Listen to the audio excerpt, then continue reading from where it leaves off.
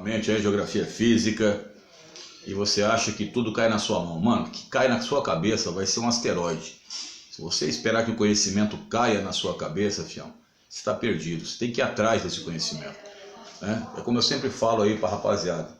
Na minha época, na época do pai ou avô de vocês, pô, a gente tinha que ir na biblioteca, aqueles livros às vezes que estavam mais defasados, né? Mais atrasados do que o Rubinho Barrichello em prova de Fórmula 1, certo? Então o que acontece?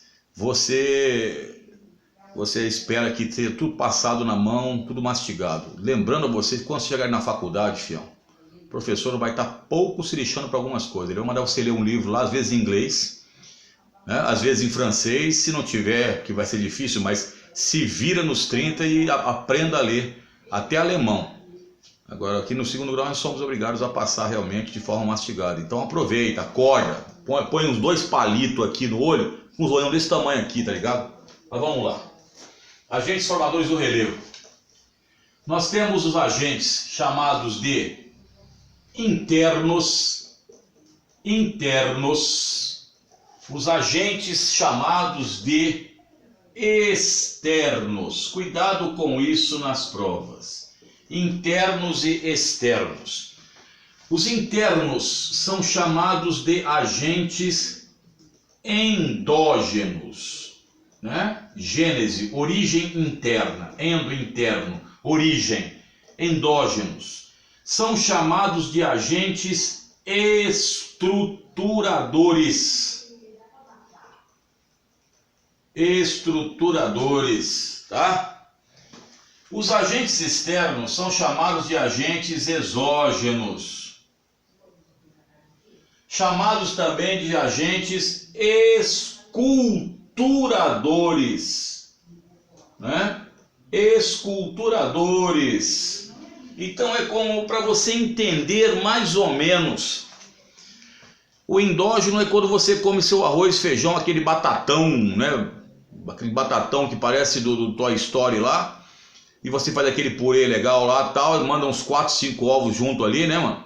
Frito mesmo, para arrebentar já com triglicéridos e colesterol. E aí você cria o quê? Sua estrutura interna, né? Quando nós falamos, principalmente na área de musculação, na área de levantamento de peso, você tem que comer para criar volume. Ninguém, lembrando para a rapaziada, ninguém cresce seco, isso é um absurdo. Esculturadores, então é quando você vai dar aquele tapa.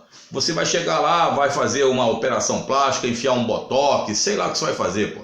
Você faz uma escultura, ele é externo, tá? Então, estruturador interno, esculturador externo.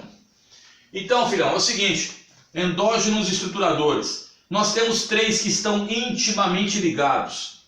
O tectonismo, e o tectonismo, você sabe melhor do que eu, né? Que está ligado, então, à movimentação das chamadas placas tectônicas, onde nós temos aqui 2 grandes blocos, e nós não vamos falar aqui sobre eles, apenas vamos citar a chamada epirogênese.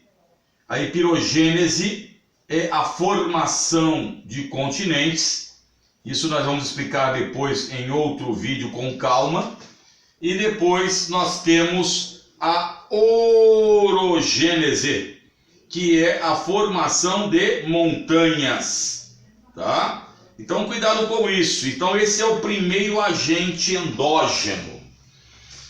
Depois outro estruturador que nós temos é o vulcanismo, que ele é a ejeção do magma. A ejeção do magma. Sempre falo o seguinte, meu filho. O vulcanismo ele é fundamental para, né, que o planeta não exploda. É aquilo que eu falo sempre da panela de pressão, aquela tampinha da panela de pressão, que eu já falei para alguns malucos fazer a experiência, né, que tem uns lock embandeirado mesmo. Então o cara chega e tapa aquilo com o super bonder e depois sai da cozinha para ver a explosão. Então o vulcão ele é necessário, não é um castigo, ele é necessário dentro do processo. Depois nós temos os abalos sísmicos, que muita gente chama comumente de terremoto, tá? Os abalos sísmicos. E esses abalos sísmicos, eles vão surgir por algumas situações, por convergência Vamos ver isso e depois em um vídeo. A divergência, tá? Né? A convergência, quando eles convergem. A divergência, quando se afastam as placas.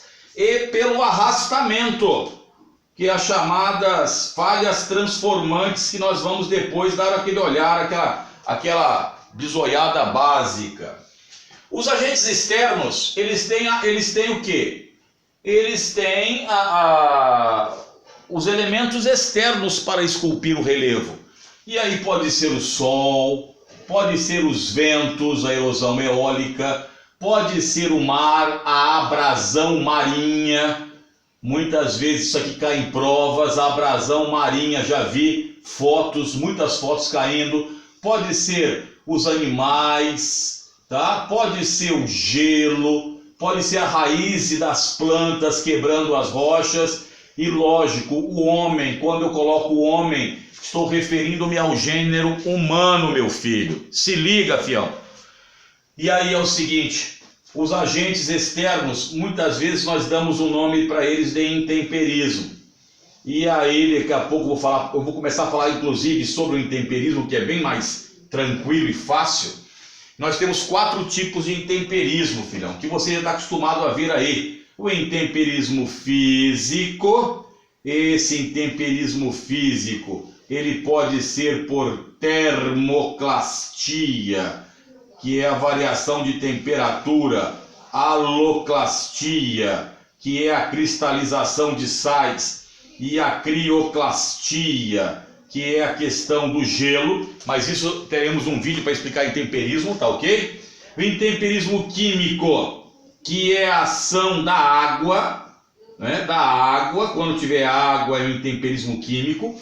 E provas da PUC, por exemplo, os caras colocam um texto bíblico, né? Um texto do Pentateuco mosaico desse tamanho ali, e aí você fica lendo e ao invés de grifar. Por isso que o senhor leva caneta e lápis para o vestibular. É para grifar algumas coisas que podem melhorar a sua performance na prova. E depois nós temos o intemperismo biológico, que é formado, não é, pela ação dos animais quando eles escavam, e também das plantas, as raízes das plantas quando quebram, não é, as rochas, e o intemperismo que segundo alguns predomina hoje, que é o intemperismo antrópico, que é feito pela ação humana, o homem. Então, filhão, cuidado com isso nas provas de vestibular. Isso é clássico. Clássico, o que significa clássico?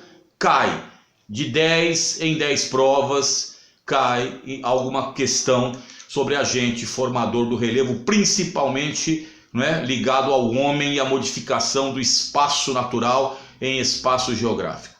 Cola conosco, fião. Estamos dando aquele like, aquele zoom junto aí. Já Elvis, aquela paradinha louca abriu para dar aquele grau.